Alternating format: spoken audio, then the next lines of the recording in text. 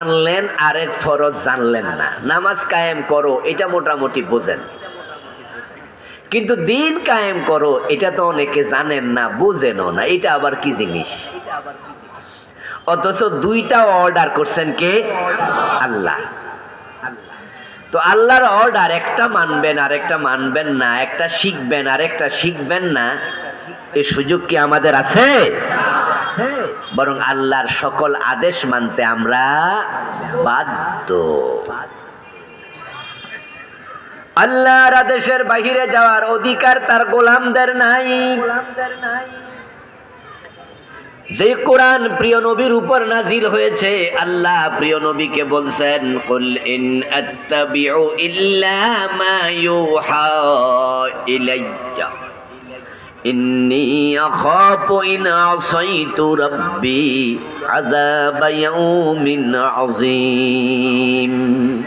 হে নবী, কুল, কুল শব্দের অর্থ কি? আপনি বলুন, আপনি উম্মতকে শুনায়া দেন যে কোরআনে যত অর্ডার আছে এগুলো আমি নবী মুহাম্মদ মানতে বাধ্য, এগুলো আমি অনুসরণ করি। যদি আমি কোরআনের অর্ডারের বাহিরে যাই তাহলে আখিরাতের কঠিন ময়দানে আযাবের ভয় আমিও করি। মানে আল্লাহর কথার বাহিরে গেলে আমি নবীকেও আল্লাহ ছাড় দেবেন না। তো কোরআনের মাঝে আছে দিন কায়েম করো।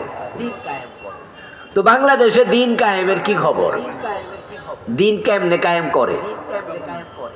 দিন আদৌ কি কায়েমের জন্য আপনার কোনো ভূমিকা আছে? যদি থাকে আলহামদুলিল্লাহ, আপনি নামাজ কায়েম করতে আল্লাহ বলেছেন, আপনি করছেন, আপনি সফল। আল্লাহ দিন কায়েম করতে বলেছেন, আপনি সেটাও চেষ্টা করছেন, আপনি সফল। উত্তর যদি হয় যে না, আমি তো নামাজ পড়ি কিন্তু দিন কায়েম এটা তো আমি বুঝি না, আমি তো করিও না, তাহলে হাসরের ময়দানে আল্লাহ জিজ্ঞাসা করবে, তুমি কি কোরআনের কিছু সূরা পড়ছো, কিছু বাদ রাখছিলা? উত্তর দাও, বাদ কার লাইগা রাখছিলা? কোরআন কয় পারা? সবাই বলেন কয় পারা, কয় সূরা? আচ্ছা, কোন পারা দরকার নাই, কোন সূরা প্রয়োজন নাই? তো তাহলে আল্লাহ যদি বলে তাহলে আকিমুদ্দিন কেন মানলা না? জবাব দাও। জবাব দিতে না পারলে বিপদ আছে না নাই? কোরআনে যা